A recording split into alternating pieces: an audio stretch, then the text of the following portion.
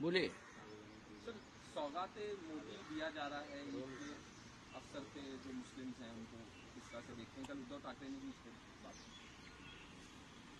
की। उद्धव ठाकरे जी ने कल कहा है ये सौगाते सत्ता है। उसका मतलब ये है, आप देखिए ये एक पाखंड है, ढोंग है। आपने इस देश के मुसलमानों के बारे में क्या क्या नहीं कहा चुनाव प्रचार में। मोदी जी को खुद को अपने भाषण को, अपने लोगों के भाषण को सुनना चाहिए।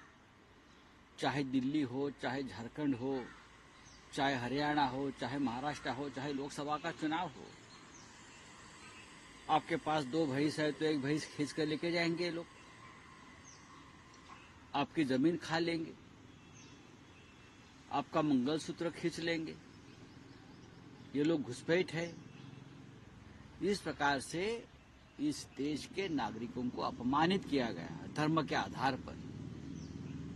और आज आप क्या सौगात मोदी दे रहे हैं। मुझे डर लगता है ये कोई एक बड़ी चाल है।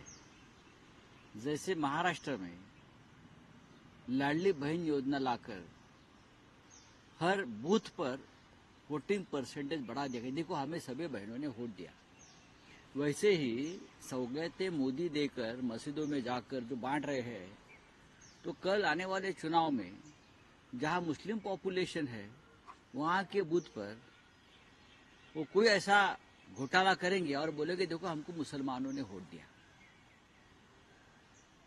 ये लगता है बहुत बड़ा एक कारस्तान षड्यंत्र हो रहा है। मुसलमानों को सौगाते मोदी के नाम पर, सौगाते सत्ता के नाम पर, सौगाते चुनाव हो जाएगा और बहुत बड़ा खेल चुनाव में होने वाला है। जहां मुस्लिम पॉपुलेशन है, जहां मुस्लिम जो वोटर्स हैं वो एक अच्छा खासा निर्णय लेते हैं, वहां ही ये लोग आप इस नाम पर, सौगाते मोदी के नाम पर ऐसा खेल खेलेंगे। देखिए मुसलमान मोदी के ऊपर खुश है और सभी मुसलमानों ने मोदी को वोट किया है। ये होने वाला आप देख लीजिए। दिशा सालियन मामला चर्चा में सर बोर्ड में अभी नॉर्मली ये बिल आने वाला है, इसी को लेकर ये मुझे दिशा सालियन के मामले में उनके फादर ने कहा है कि आदित्य ठाकरे का नार्को टेस्ट हो। देखिए बात ऐसी है कि पोस्टमार्टम का रिपोर्ट कल आया है, वो हमारा नहीं है।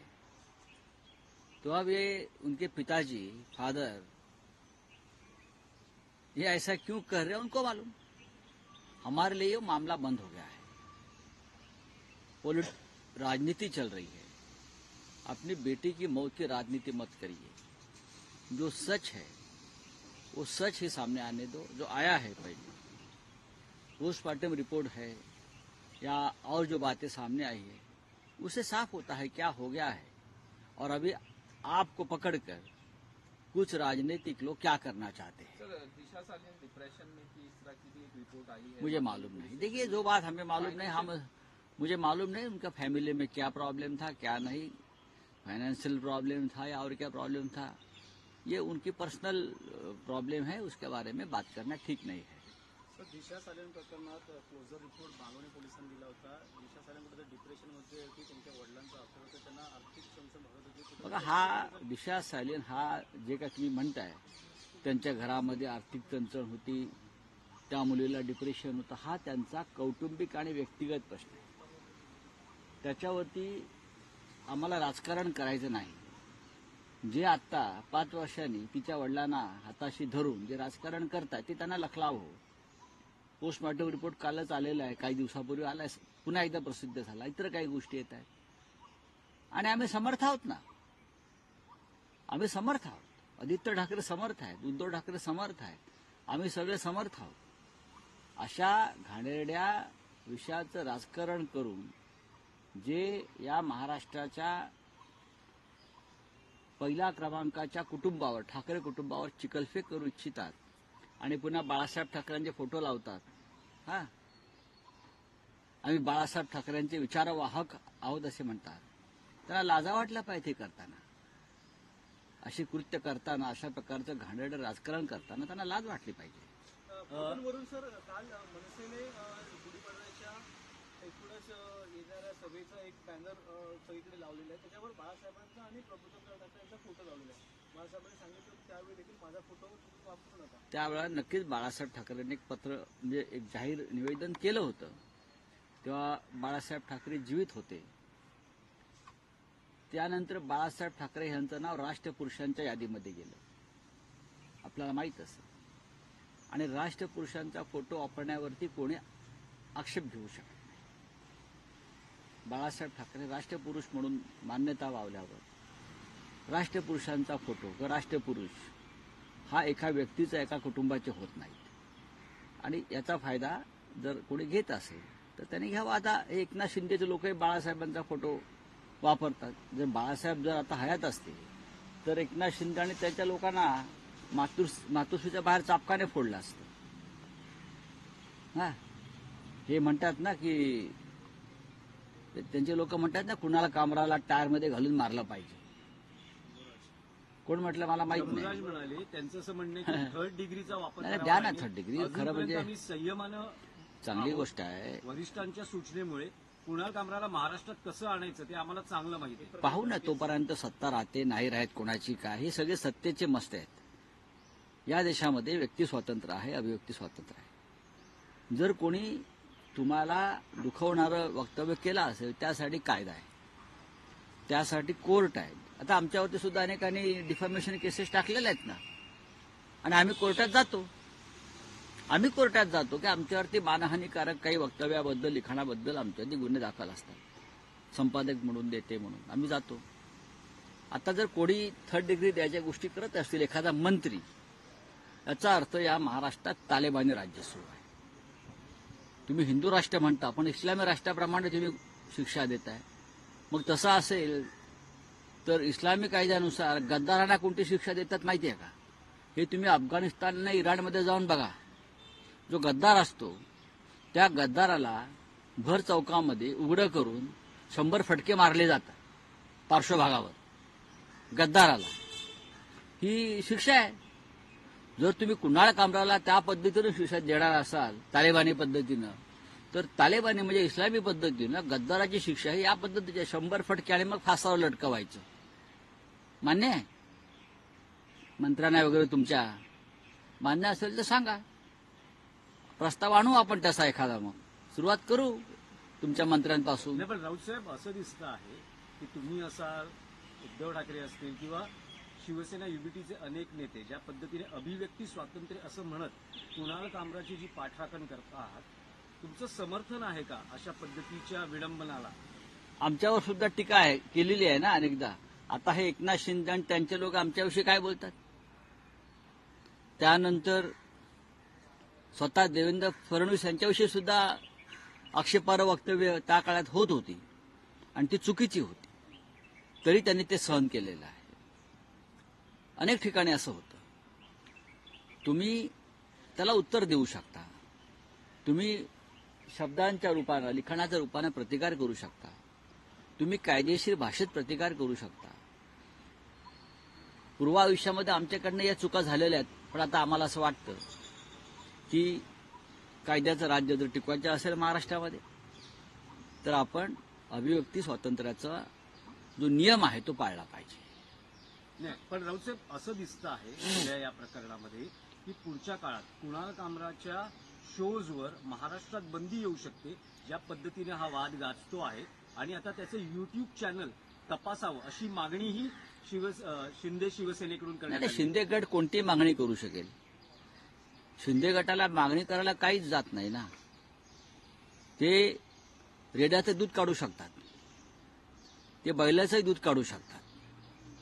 मुळात या देशामध्ये अजूनही कायदा आहे आणि अजून या देशामध्ये काही प्रमाणामध्ये स्वातंत्र्य आम्ही टिकवलेलं आहे. आमच्यासारख्या संघर्ष करणाऱ्या अनेक लोकांनी देशभरामध्ये. तुमच्यावरती काही टिप्पणी केली म्हणून जर एखाद्याचं चॅनल बंद करायचं, तुमच्यावरती काही टिप्पणी केली म्हणून त्याला काय म्हणता येतं, उलटं टांगून टायरला मारायचं. मग असं जर उद्या उलटं झालं, सरकार बदललं आणि जे तुमच्या विरोधातले कार्यकर्ते आहेत त्यांनी हीच भूमिका घेतली तर कसं काय व्हायचं? या देशामध्ये अराजक माझे शोज जर बंद झाले, महाराष्ट्रात बॅन आला, त्यांच्या देश शोजवर- खूप मोठा आहे. हा देश या शिंद्यांच्या लोकांना माहीत नाही. हा देश खूप मोठा आहे. त्यांना त्यांचा देश अमित शहाच्या पलीकडे दिसत नाही. अमित शहाच्या पलीकडे त्यांना त्यांचा देश दिसत नाही. जोपर्यंत अमित शहाचं छत्र त्यांच्या डोक्यावर आहे तोपर्यंत त्यांची भाषा चालेल. पण रामकृष्णही आले गेले तसे मोदी आणि शाही जातील आणि येतील, लक्षात घ्या. एवढंच मी त्यांना एक इशारा देऊन ठेवतो आहे. तर फडणवीस आणि शिंदे यांच्यामध्ये विस्तव टाकण्याचा प्रयत्न ठाकरे करत आहेत आणि ही गोष्टी तुटायची नाही असा इशारा उदय सामंत यांनी दिलेला आणि यांनी आरोप केलेला आहे की ठाकरे उदय सामंत डाऊटफुल आहेत. सर एक नरेश हे मस्के का पहा, बयान आया है उदय सामंत आहेत ते शिंद्यांचे पण आहेत आणि फडणवीसांचे पण आहेत. कधी काळी ते ठाकरेंचे होते, कधी काळी ते शरद पवारांचे होते. अशी वक्तव्य व्यापारी पद्धतीचे मंत्री करत असतात. जे उद्योजक मंत्री असतात त्यांना अशी वक्तव्य करावी लागतात आणि त्यांनी करू द्या, चांगली गोष्ट आहे. त्यांना कोणी सांगितलं दोघांमध्ये फार मैत्री आहे म्हणून? हा त्यांचा गैरसमज आहे. हा त्यांचा अत्यंत मोठा गैरसमज आहे. राऊत साहेब, एक शरद पवारांचं विधान आलेलं आहे. काल त्यांची बैठक पार पडली. त्यात ते असं म्हणतात की एका पराभवानं खचून जाणारा मी नाही किंवा आपण नाही आणि पुढच्या लढाईसाठी तयार राहा, असंही त्यांनी आपल्या काल कार्यकर्त्यांना- त्यांच्या पक्षाची कार्यकारिणी, राष्ट्रीय कार्यकारिणी दिल्लीत झाली. त्याच्या आधी माझा आणि त्यांची थोडीफार चर्चा झाली. आणि शरद पवार हा एक लढवय्या नेता आहे, आमच्या सगळ्यांचे मार्गदर्शक आहेत. हा पराभव कसा घडवून आणला हे अख्ख्या जगाला ज्ञात आहे. त्याच्यामुळे आम्ही सगळेच एका पराभवानं अजिबात खचून जाणार लोक नाही. तसं नसतं आम्ही समोर उभेच नसतो राहिलो. आम्हाला माहिती आहे की कशा प्रकारे निवडणूक लढवण्यात आली, कशा प्रकारे घोटाळे झाले, कशा प्रकारे मतदान याद्यांमध्ये घोटाळे केले, कशा प्रकारे पैशाचा वापर झाला, हे सगळं आम्ही डोळ्याने पाहिलेलं आहे. तरी आम्ही न खचता पुढल्या लढाईसाठी आमची तयारी सुरू आहे. त्याच्यामुळे माननीय शरद पवार साहेब जे बोललेले आहेत ते योग्य बोललेले आहेत. राऊत साहेब, एक आणखी महत्वाचा विषय आहे की इंडियन एक्सप्रेस या आघाडीच्या दैनिकानं आज 2025 सालातील सर्वात शक्तिशाली 100 भारतीयांची यादी जाहीर केलेली आहे. ज्या यादीत पंतप्रधान नरेंद्र मोदी आहेत, केंद्रीय गृहमंत्री अमित शहा आहेत, त्यासह विविध मान्यवर आहेत, जसं काही उद्योजक आहेत, कलावंत आहेत, खेळाडू आहेत. त्यात महाराष्ट्रातील 5 राजकारणी आहेत. त्यात प्रामुख्यानं मुख्यमंत्री देवेंद्र फडणवीस, उपमुख्यमंत्री एकनाथ शिंदे, अजित पवार, नितीन गडकरी, शरद पवार असे सगळे महाराष्ट्रातलेही नेते आहेत. पण या यादीत ठाकरे कुटुंबापैकी बघा, उद्धव ठाकरे, राज ठाकरे दिसत नाहीत. ठाकरे ब्रँड संपुष्टात येतोय. संपुष्टात आणण्याचाच हा प्रयत्न आहे. मी जे म्हणतोय वारंवार. आणि एकनाथ शिंदे, देवेंद्र फडणवीस, अजित पवार हे सत्तेवर आहेत म्हणून पॉवरफुल आहेत. एकनाथ शिंदे, देवेंद्र फडणवीस आणि अजित पवार यांची जर नावं, नितीन गडकरी यांची नावं जर कोण घेत असेल याचं कारण ते सत्तेवर आहे. आणि शरद पवार सत्तेवर, शरद पवार हे लोकनेते आहेत. आणि कोणाला पॉवरफुल करायचं आणि कोणाला नाही करायचं हे पद्मश्री सारखं असतं, यादी तयार करणं हे. त्याच्यामुळे त्याच्याकडे फार गांभीर्याने घेऊ नका. ठाकरे पण इंडियन बघा, एक्सप्रेस सुद्धा हा मोठा ब्रँड आहे. हो, पण ते- आणि करेज जर्नलिझम हो, म्हणून पण बघितलं जातं. आहे ना. पण मला माहिती आहे इंडियन एक्सप्रेस, मी त्या वृत्तपत्रात काम केलेलं आहे.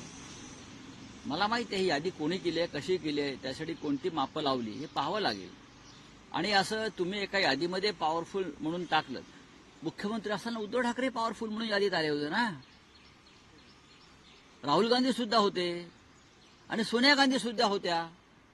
हे तुम्हाला माहीत नसेल तर सांगतो. याच यादीमध्ये सत्तेवर असताना गाढव सुद्धा पॉवरफुल असतं. गाढवाला जर खुर्चीवर बसवलं गाढवाला, तर गाढव हे एकदम पॉवरफुल आहे. सध्या काही गाढवं खुर्चीवर बसलेले आहेत, त्याच्यामुळे गाढव पॉवरफुल दिसतंय तुम्हाला. सौगाते मोदी याबद्दल आपल्याला काय वाटतं? सौगाते मोदी, काल माननीय उद्धव ठाकरे साहेबांनी सांगितलं ही सौगाते सत्ता आहे, सौगाते पॉलिटिक्स आहे आणि सौगाते मुसलमान लांगुल चालन आहे.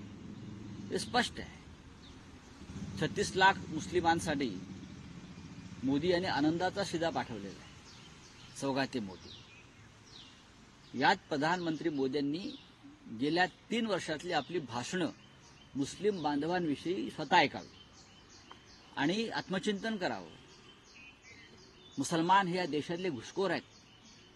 मुसलमान ही तुमची जमीन छीनून घेतील, छीनकर आपकी जमीन लेके जाएंगे मुस्लिम.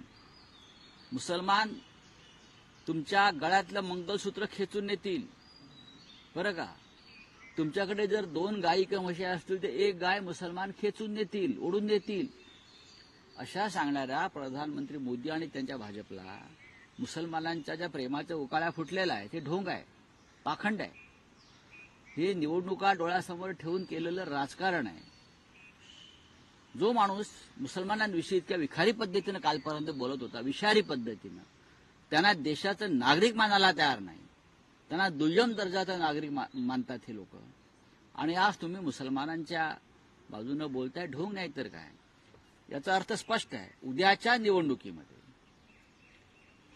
निवडणुकीमध्ये जिथे मुस्लिम बहुसंख्य आहेत तिथे भारतीय जनता पक्षाला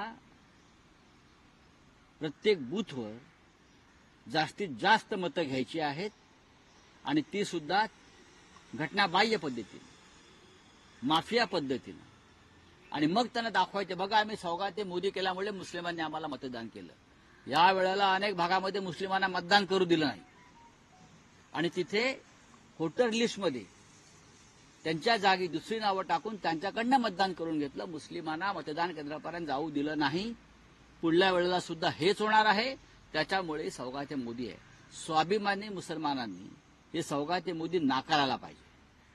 म्हणतात की औरंगजेब फॅन क्लब आहेत हे उद्धव ठाकरे त्यांनी काय दिलं? मग तुम्ही दिलत ना. आता आम्ही जेव्हा देत होतो मुसलमानांना, करोना काळामध्ये मदत देत होतो, तेव्हा टीका करणारे हेच औरंगजेब फॅन क्लबचे बावनकुळे होते. हो, यांच्या घरामध्ये बघा, बेडरूममध्ये औरंगजेबाचा फोटो असेल, कारण यांना औरंगजेब निवडणूक जिंकून देतो. बावनकुळेच्या घरात औरंगजेब, अफजल खान, शाहिस्ता खानाचे फोटो असणारच, त्याच्या खिशामध्ये पण असेल. अरब कंट्रीला जवळ करायचं कुठेतरी काम सुरू आहे का? अरब कंट्री कशाला? हे मुसलमानांचं सरळ सरळ मतांसाठी केलेलं लांबू चालणं आहे. चला, थँक्यू.